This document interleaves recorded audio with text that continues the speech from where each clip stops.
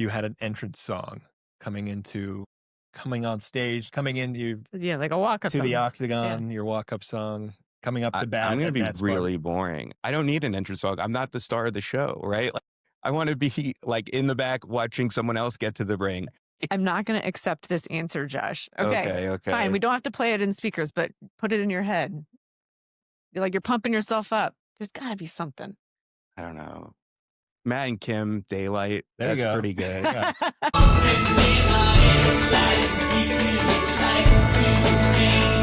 That's a good one. From I was early like, if you don't 2000 pick or out of our early producer, we'll pick 2010s. one for you. Yeah. That always fires me up.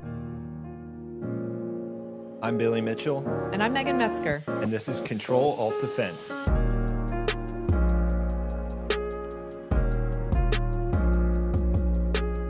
All right.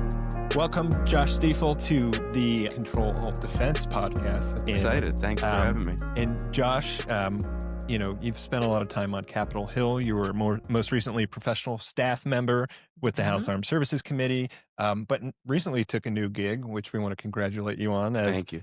Vice President of Government Relations at Second Front Systems. So congrats on that new gig. Thanks. Really excited.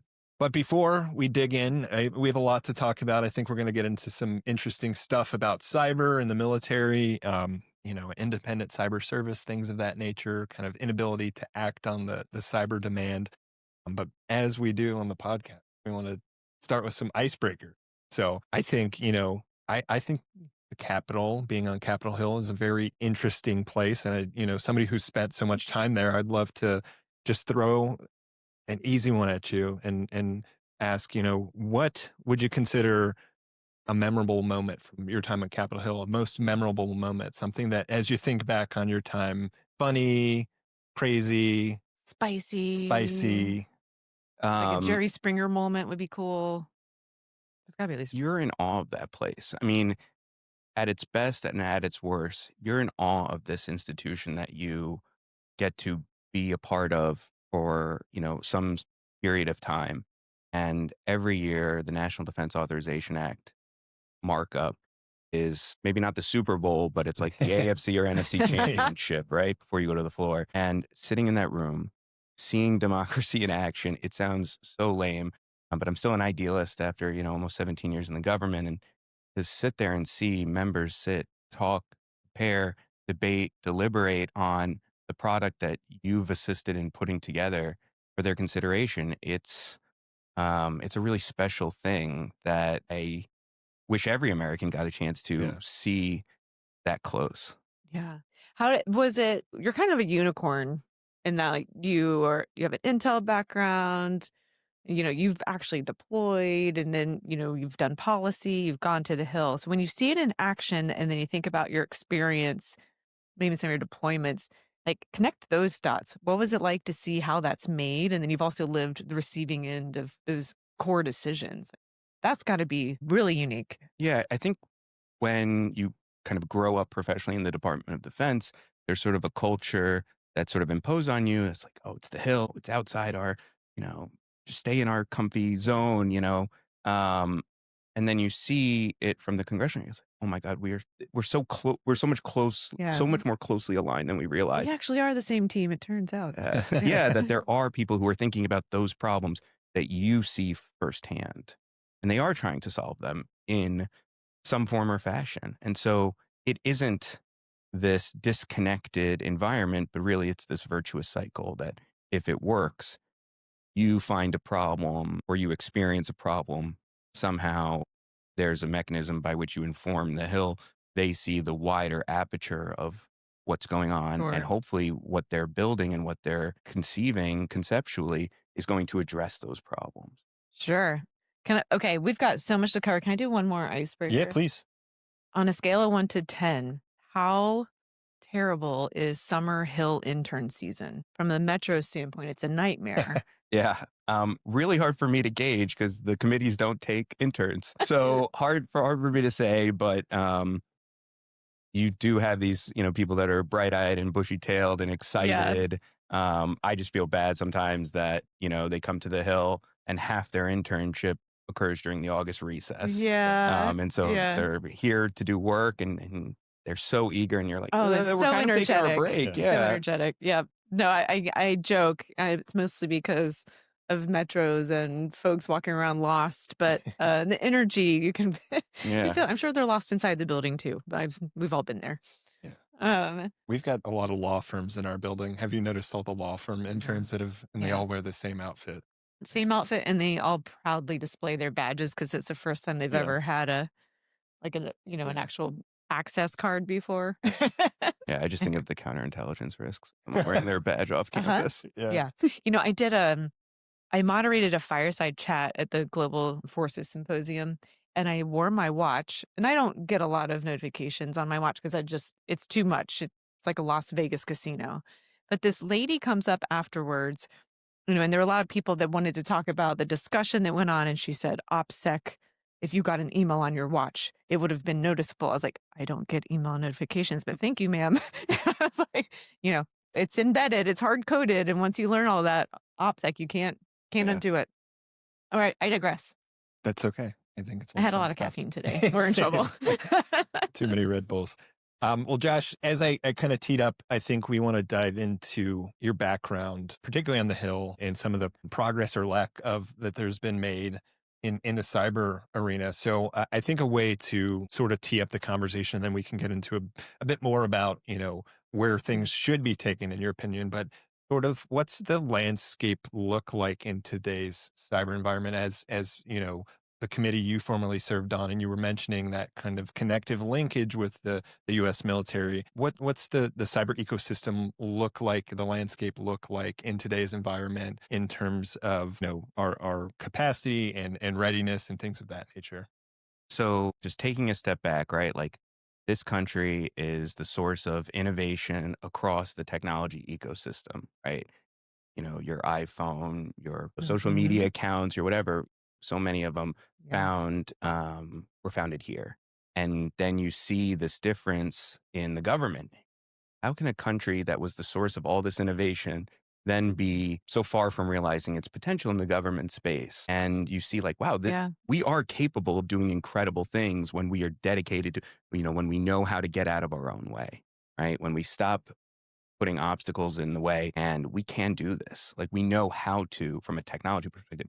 It's really on a policy and people front where I've seen problems emerge, right? Where we have the right people, but they're not valued, or they're not shown that they're valued by their institution.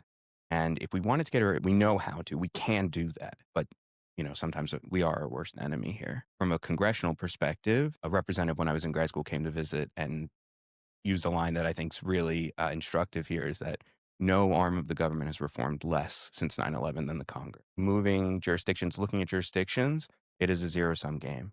So figuring out how do you exist within and work within the jurisdiction sort of is a predictive measure of how well you can make an impact, or how well a committee can kind of drive progress. And it's not easy, but we can do this. We do know how to do this.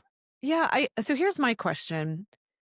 You know, I know you've talked about this some before and, some of the stuff that I've read.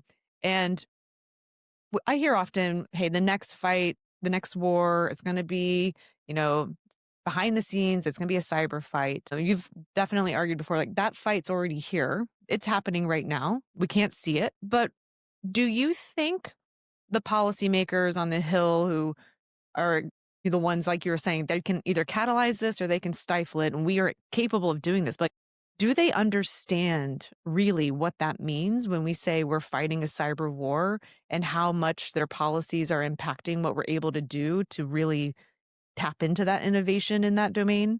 Think it's hard to see those linkages. I started pivoting my career towards cyber, let's say being generous, 2014. Okay. In the time since then, I've been through, I don't know, 7 or 8 different watershed moments, right? If you know what the Sure. definition of a Yeah. Yeah. watershed is, there's not meant to be more than one, Yeah. right? But They're not good. Yeah. yeah, Okay. WannaCry, NotPetya, Sony, Colonial, Solar Winds, Bolt Typhoon, Yep. Salt Typhoon. Why aren't things changing? And so drawing that linkage between these and how we can be postured to respond, to prepare in advance, prospectively. That's not easy if you know we haven't figured out how to kind of connect all those dots because this is not an easy issue for someone who was new to DC or new to the policymaking Yeah, sphere sure. to just jump into. There's a high barrier to entry, and I completely understand it. It's hard to learn a new subject from zero to hero when, you've just been elected or it's Yeah, really hard. Mhm. And it is sometimes made harder because of the technical jargon that we use. yeah. That Well, that we've all seen yeah. some scary testimonies. I guess maybe that's part of what's missing. Feel free to disagree. And Billy, I'd be curious your take here too. When I think about cyber and a cyber warfare, I think a lot of people don't actually understand real practical human stories about what that means. Mhm. It's this nebulous thing that happens behind the scenes, and maybe it's we're attacking government systems. But no, can you just give us a couple of quips in plain human language? Like, what does that mean? What does it mean for an American that's walking around? Or what does it mean for a warfighter that's out in the battlefield? And we can't see the cyber attack, but we know that it has an impact. Like, just some good stories. Does that make sense? So, I don't you know if know, you agree, Billy, but I like it. I think it's just too I think people don't because it's more technical, go to I don't understand the I technical think with pieces the of it. strikes in Iran recently, the Joint Chiefs Staff chairman said Cybercom supported that. And what is that? I'm not asking you to answer that question, but What did they do? but Spill all somebody the said secrets. Yeah. he said Cybercom supported that, and I don't think that is something we understand how Yeah. Central Command, other Yeah. commands played a role in that, Like, but what's the Cyber role? Command, yeah, and so I think it's hard to quantify that and make it readily understandable to a general lay audience. this Mhm. is when I would insert like a bunch of technical jargon, right? No, I take any sort of depiction of military action in a movie, whether accurate or not, right? You Pentagon know, Wars, great film. Pentagon Wars, but Lone Survivor or Band of Brothers or Yep. whatever it may be, right? Yeah. You see a group of people maneuvering through a terrain Yep. to achieve an objective. In the case of Band of Mhm. Brothers, it was over the course of all of World War II. All those things that are captured in that show, communication, teamwork, maneuver, fires, those are all things that apply to Yep. the cyber domain. So it's not to put your head into a different space of what does it look like in the cyber domain. It's Yep. realizing that every military application or every military function that exists in any other domain also exists in cyber. And so do we have that ability to perform all those functions in this domain? Mhm. And can, we often say, like, we need to treat cyber the way we do everything else. We need to stop making it special. Agree wholeheartedly with that. It's understanding that it's not that different just because there is a technical jargon that's Sure. applied to it, Yeah. but it's the same sort of thing. And the US military is the most powerful military in the world. Yet that's not because Americans are any bigger or stronger than anyone else. It's because we have the ability to maneuver and execute operations anywhere in the world, Yep. right? We Yeah. do things, our Navy can do things that no other Navy will ever attempt because we have figured out how to perfect it. And it's the ability to, yes, we have, the tip of the spear and can Sure. do all those things. We have an enormously long enablement tail, right? Okay, when we look at the Yeah. cyber domain, do we have that same thing? A special operator that is executing a target, you're not maintaining your own vehicles, picking your Yeah. target, Yeah. building your Mhm. target deck, briefing yourself, executing the Sure. target, and then debriefing yourself after the fact. You have a lot of people. You have logisticians, you have Yep. maintainers, you have intel analysts, you have targeters, Yep. you have pilots. You have all Yeah. these people that are there to ensure that you're able to execute your target. When we're talking about cyber, we have a marginally larger force today than we did when the cyber mission force was first conceived in 2012-ish. Um, do we have that same enablement? Or instead, are we saying that our cyber operators, are we loading them up with more and more sort of responsibilities, which is the exact opposite of how we do thing in any Yeah. other domain? Right, and Yeah. that's what scares me is that do we have, that enablement tail for cyber to say, "This is how we do thing in everything else." If the domain requires the communications, the Yeah. application of fires, and the maneuver, then we should have all those same things for this domain. And we Yeah. don't.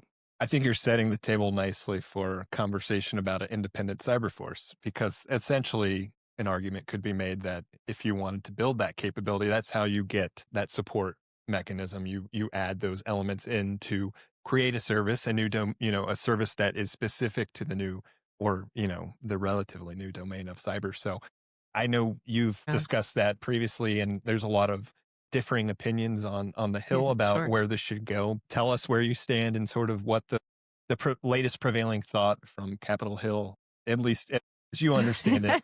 From so many different angles over such a long period of time, we have a gap, and you see how we as a country have dealt with this before because these circumstances are not new, right? Read a history of the Yeah. pre-Air Force, Army Air Forces, Army Air Corps, Army Air Service, the many different names of that entity from its founding in Yeah. the early 1920s through World War II. It was the exact same feature constraints as we see in cyber. Look at what space and how that was managed by the Air Force before the establishment of the Air Force. These similar sort of dynamics applied there. And so if we as a country have seen this movie twice before and it always ends the same way, and you have these amazing parallels between why would this not end in the same sort of circumstance? And it's recognizing that our operating principle or organizing principle that our military services are built to align to the warfighting domain. And so Sure. we've got 5 warfighting domains, cyber having been recognized in 2004, so 21 years.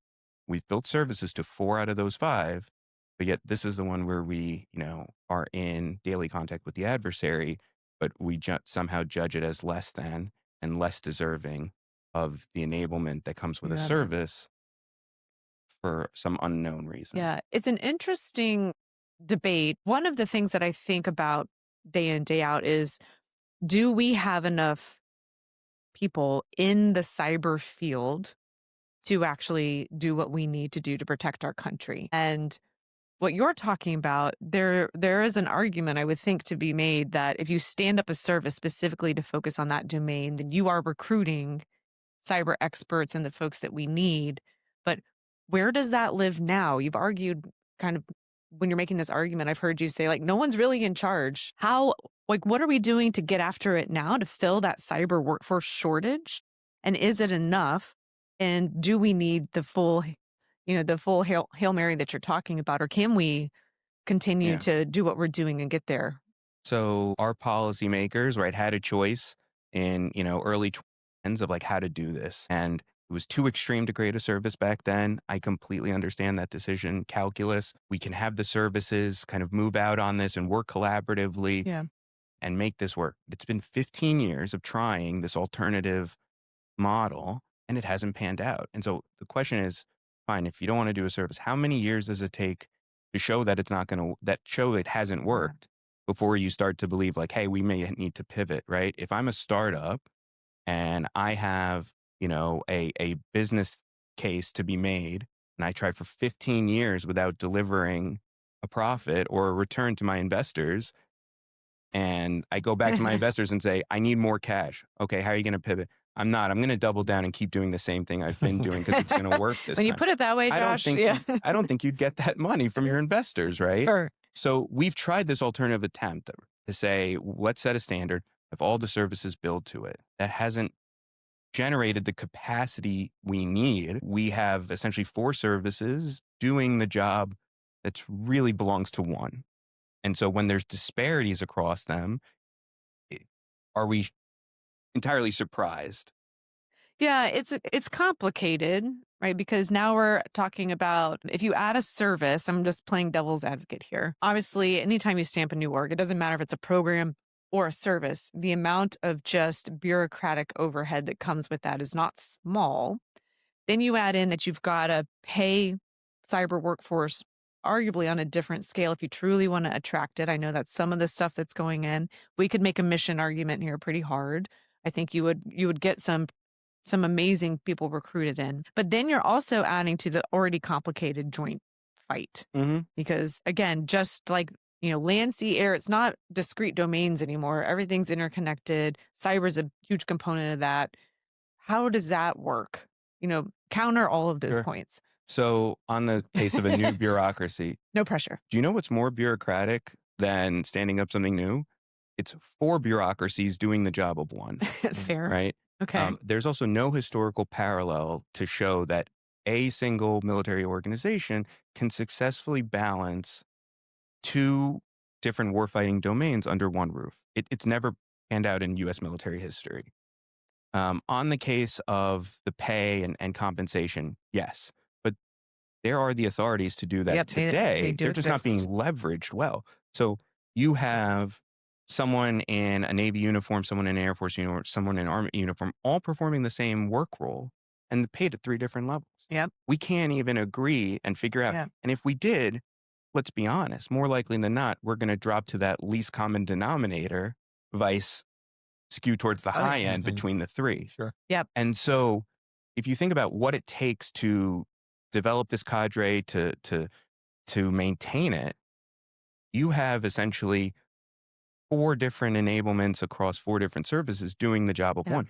You're talking about reducing overhead. You're actually talking about simplifying it because you don't need a training curriculum resourcing manager in all four services if Or you just have one doing it for a dedicated force.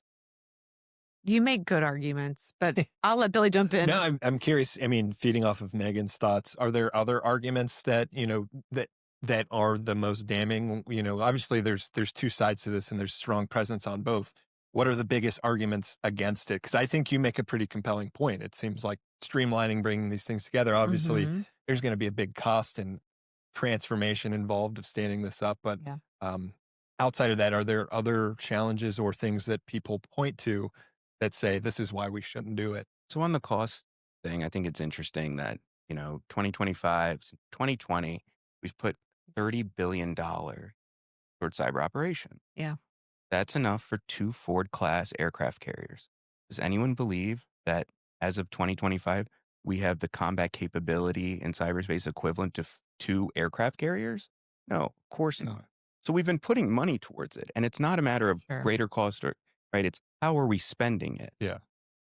So that is to me quite instructive. The other model that we should and do debate is quote unquote the SOCOM model. We hear leadership talk about that. But if we are going to do that, we need to do it in a way that actually adheres to what the SOCOM model is.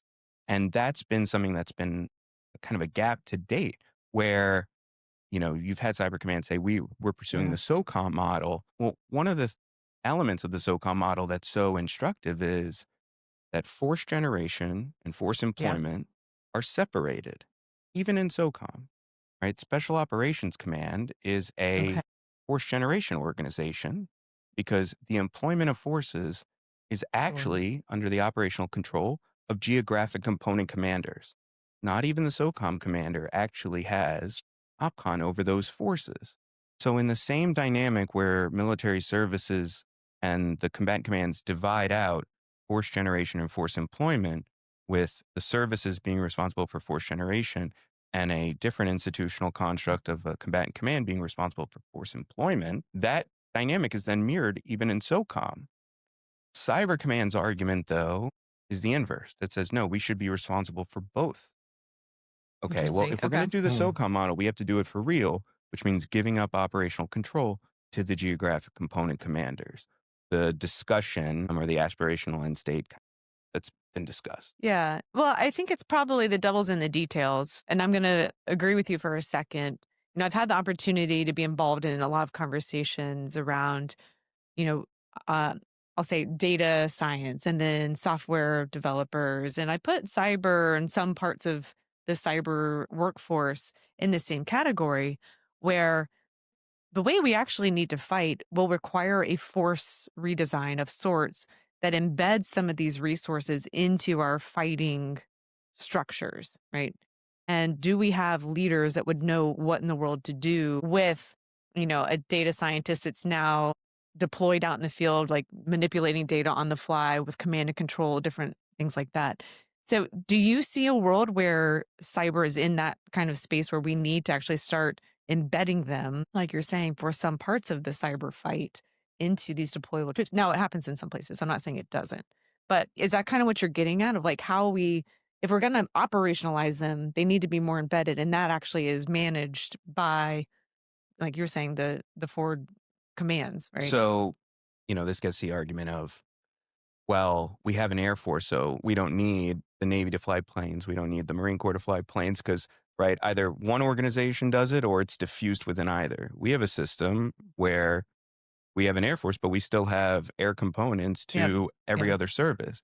It doesn't preclude the ability in the cyber context to have a Yeah. cyber service and still allow the Army, Navy, Air Force, Marine Corps, and Space Force to build towards cyber capabilities, right? What's different is in the case of the Navy, right? They employ naval air forces in support of maritime objectives, right? Because that's what the Navy's built to achieve. In the case of the Army, they may need the tactical application of cyber, but that is in support of ground objectives. Yep. Who is building Yep. towards achieving cyber objectives? And when you have, and the answer is no one, right? You have a gap in responsibility.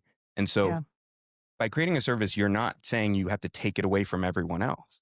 It's saying, yes, Air Force, you should still think about this, but you're going to think about it through the lens that you already do, which is how does cyber help me in the air combat Domain. scenario? Yeah. You're not going to think about how cyber supports cyber Yeah. campaigning. Yeah. Is there a way? So this is a discussion that's been going on for years. So I mean, and relatively, I'm not the expert on it. I'd defer to you.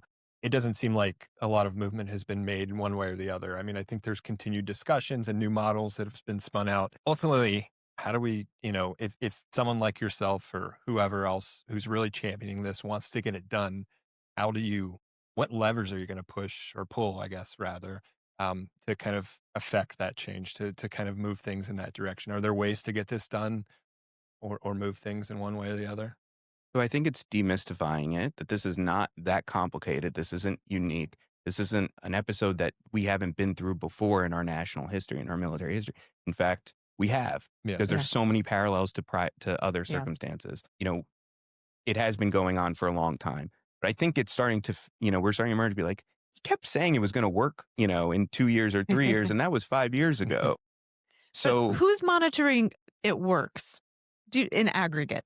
it's the same people that are sort of doing their homework assignment are the ones grading it, Right. right? I mean, because But I don't think anyone from this community believes that, like, this is working. yeah, I mean, because you see it, we've done a lot of work, and sorry to jump in for a second, but around how do we start focusing on capability? One of the things that we've, really identified is, everyone might be working on a portion of a capability, but no one's actually saying we have succeeded at the aggregated capability level on an outcome, right? And Mhm. this feels very similar. What's the line in the sand that says it's working and we're achieving what we need to achieve in the cyber domain? Like it's too fragmented, right? Let me take a very reductionist way of thinking about it, Please do. right? I told you I had too much I don't caffeine have today. to tell I don't have to tell the chief of naval operations to care about maritime warfare. Pretty sure that the CNO thinks about that all day long.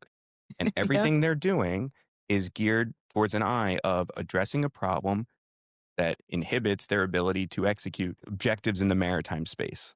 That's what they think about all Yep. day long. The fact that there is no one to go to say, to agree that it's your job to be successful in the cyber domain, responsibility does not exist.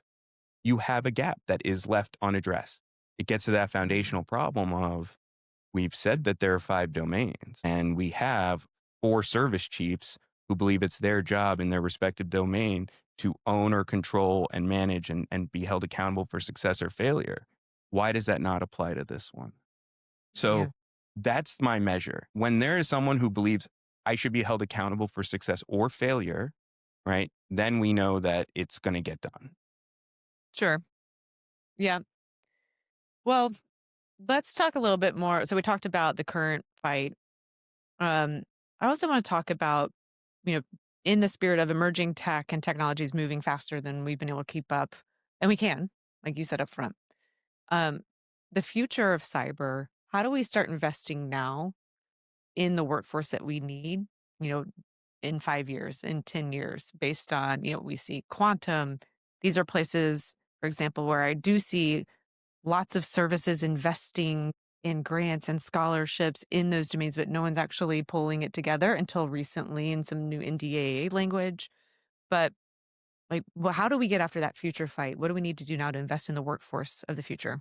We need leaders that have done this, that aren't, former infantry officers or aviators or, sub drivers, whatever it may be.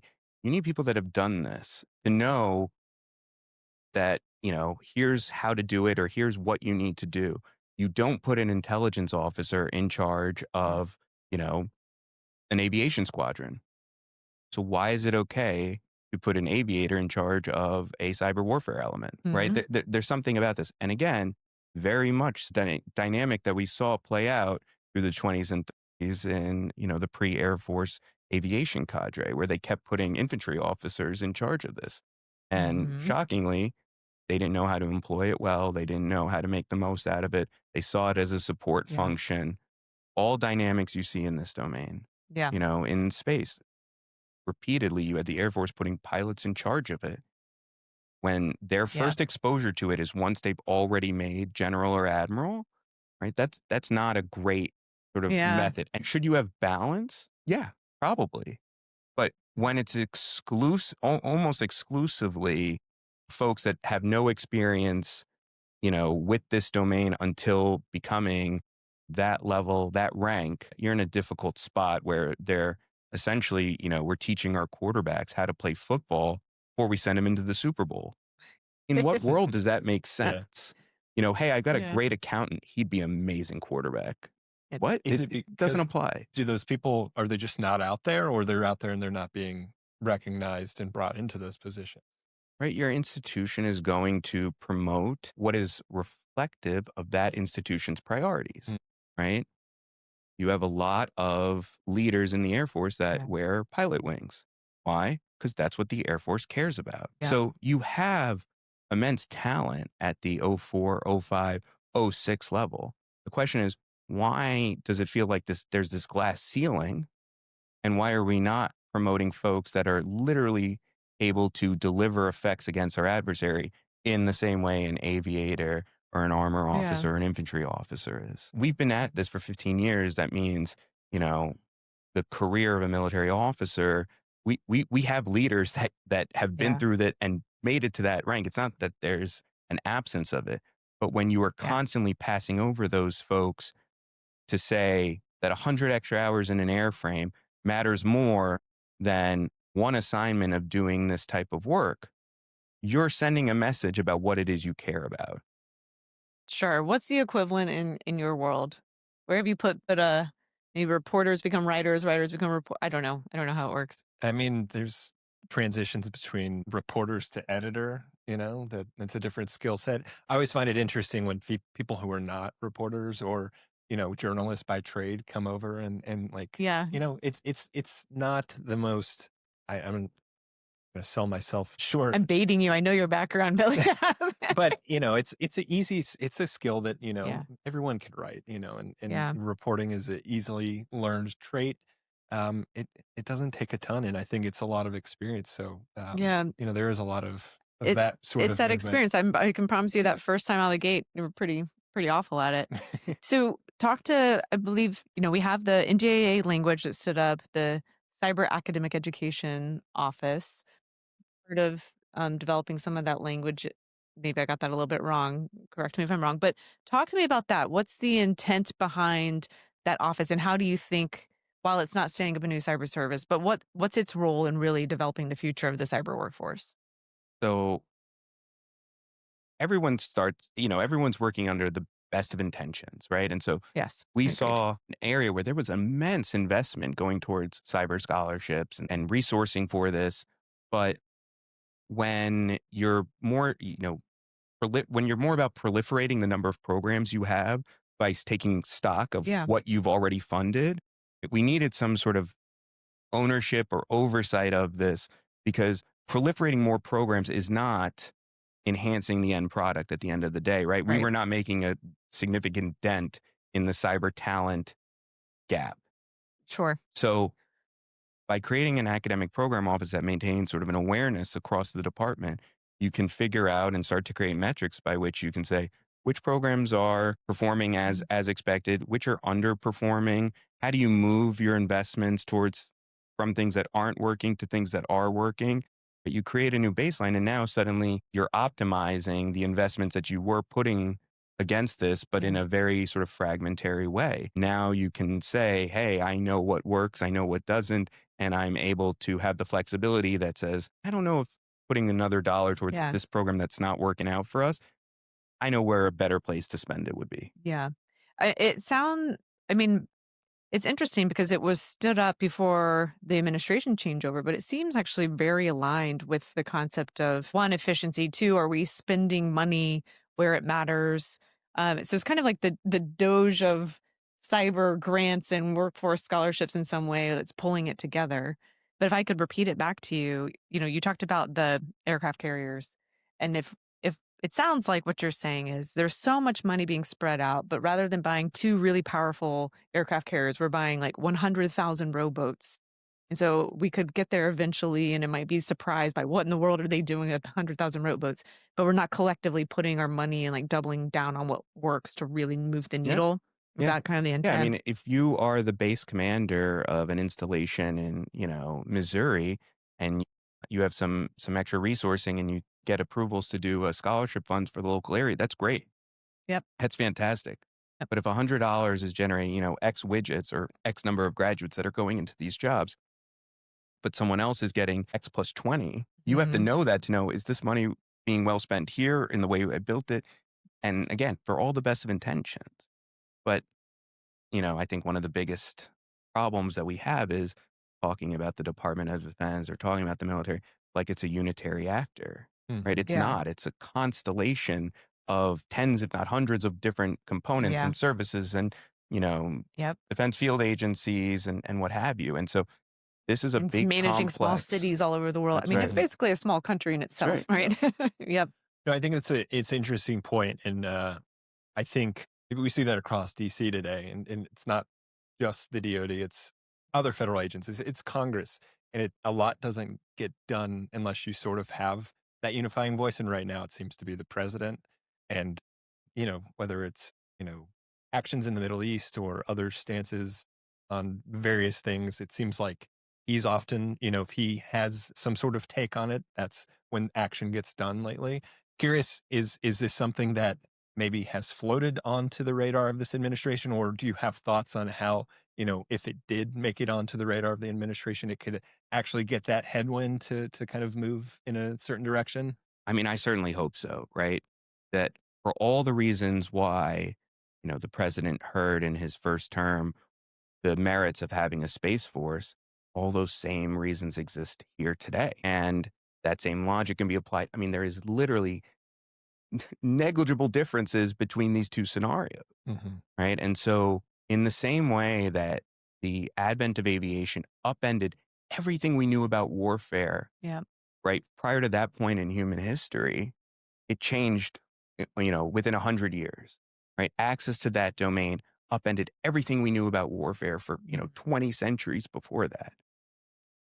Our ability to militarily maneuver in space domain and in the cyber domain, that has that same sort of potential to upend how we think about warfare because of our access to a new domain. So step one, right? We got there with space. I'm not a space person, but I'm really glad that there's a space force that is Yeah. thinking about space warfare 24 hours a day. I think, step two is okay, apply that same logic, apply that good rationale to this scenario, and it's going to have the same beneficial outcome.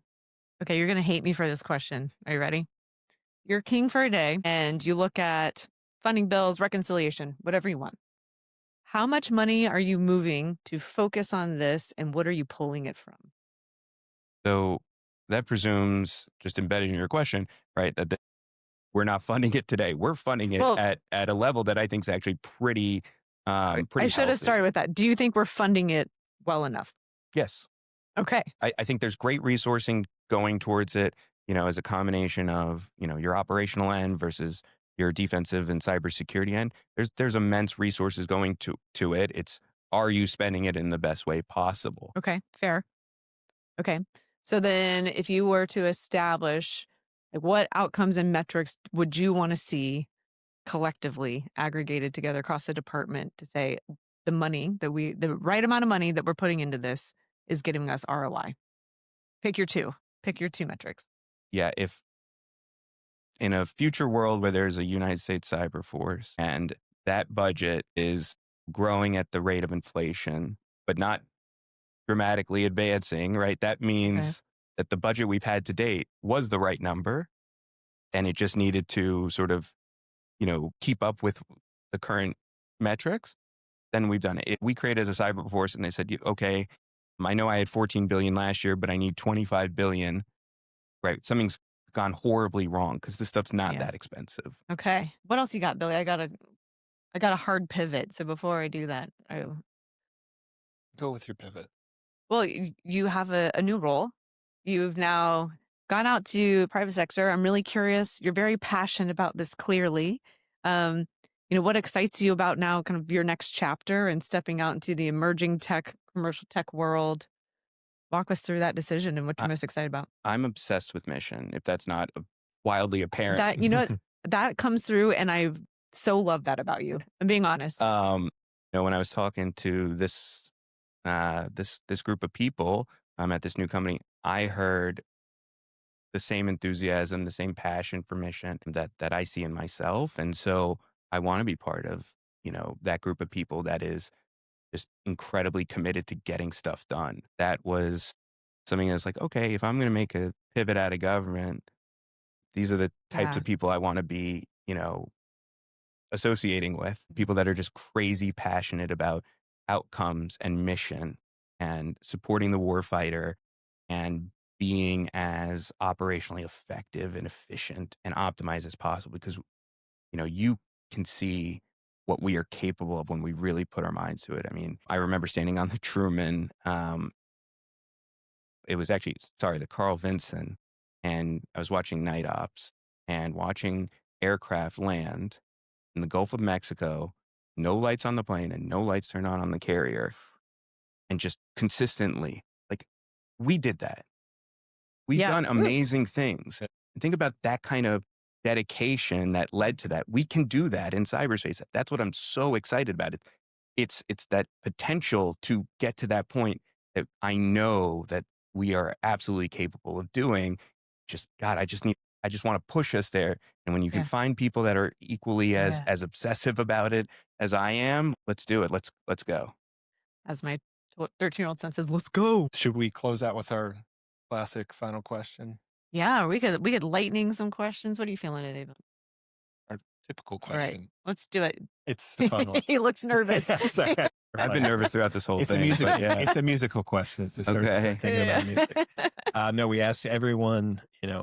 If you had an entrance song coming on stage, coming into Yeah, like a walk up to the song. octagon, your walk up song, coming up to bat. I'm going to at be Nat's bar. really boring. I don't need an entrance song. I'm not the star of the show, right? Like, I want to be like in the back watching someone else get to the ring. I want them just ready to go and watch them roll out to what their favorite song is. I don't care I'm not to be gonna the guy. I'm not gonna accept this answer, Josh. Okay. Okay. Fine. We don't have to play it in speakers, but put it in your head. You're pumping yourself up. There's gotta be something. What would just get you going? I don't know. Matt and Kim, Daylight. There you That's go. pretty good. Yeah, that's a good one. From was early like, if you don't 2000 or Adam, our early producer, will pick 2010s. one for you. Yeah. Yeah. That always fires me up. That's a good answer. You That's can it. tell that's a real answer. It's not the song of the day. Yeah. You didn't just go with the obvious No, one. I've seen them in concert so many Yeah. times, and it just gets you so fired up when you Yeah. hear that start blasting over the speakers. I mean, yeah, that's an amazing song to see live. Yeah, You there's a did reason it. why they You put got in so Billy many to sing. commercials. Yeah. Anyone that gets Billy to sing wins in my book. That's not sad. There's no singing from me.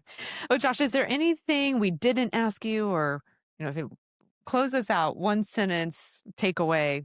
How you Oh, you want feeling? to talk about the reconciliation package? No, No, let's not. That's that's a different episode. Okay. no. I'm grateful for the opportunity to sit down and chat with you about something that I think we all need to be thinking about and talking Yeah, about agreed. because this is a fight that Americans feel every day, whether they realize it or not. Right? Like, there's a reason why our adversaries have doubled down on this. right? They believe this is where, we can be, where we're weakest. So let's meet them on this field of battle. Like, let's go and let's be prepared to fight the fight that, isn't the one you choose, but it's the one certainly our adversaries have decided that, that's where they can exploit. Yeah, I'm glad you said that. I know we're finishing there, but I think there's a point to be made for the average person who maybe doesn't follow defense or cyber, but in saying that this is perhaps the area that is most people are there's a bigger chance of this impacting your life than say an actual attack on the homeland, God forbid, but like some sort of cyber scenario. So like if you think about the average American who might not be invested in this space, like, we are, Yeah. who pay attention to it, what's your sort of pitch to why they should pay attention to it? So unfortunately, we demonstrate a propensity to execute change after something bad has happened. Yep. That is Crisis. We're really good at characteristic it. of too many incidents in American history, and particularly in the national security sphere. I certainly believe that this will happen, but I'd rather do it before a conflict than in the aftermath of one. You could argue that the Israelis are actually the world's first independent cyber force. And the origins of that were in the aftermath of the Yom Kippur War, where there was a commission led by their Supreme Court called the Agronaut Commission, and Israelis' casualties were incurred, and they had to figure out why did they lose the war. And that was, the commission's findings were what led to the birth of that organization. We should be learning from that and taking from that. There Yeah. is real potential harm to our interests if we don't prioritize this fight, because the adversary gets a say in this. Hmm. And whether are in the weeds on the technical jargon or not, you want us to Yeah. be as optimized as possible for any field of fight. And unfortunately, this is one where there's so much more to go, and we are capable of doing it. So you still should want to be the best. Yeah, I mean, I think it's so relevant because, like we've talked about, this is something that we're already a war we're already waging in certain arenas, and I think the first bullets in a major conflict, that we'll be very involved in are going to come through the cyber domain. So I think for the American people to realize that there could be those impacts, on your daily life, it is important for them to understand. Yeah, agree. I thought of another question, but we can wrap it up No, here. If you were going to name, we have guardians, we have soldiers, we have sailors. What is the cyber? I mean, wouldn't hackers be the most obvious choice? It's maybe too obvious though, or that's maybe it's awesome. perfect. That would be cool. Be a hacker, bunch of, and then uniforms, hoodies. I think we're good to go. All right. On that note, I did it. I ruined it. Thank you so much for coming on. Thank you for This having me, was an Nick. This absolute was very pleasure. conversation. painless. I really appreciate it. Yeah, it was a lot of fun. Thanks, Yeah. Josh. Yeah.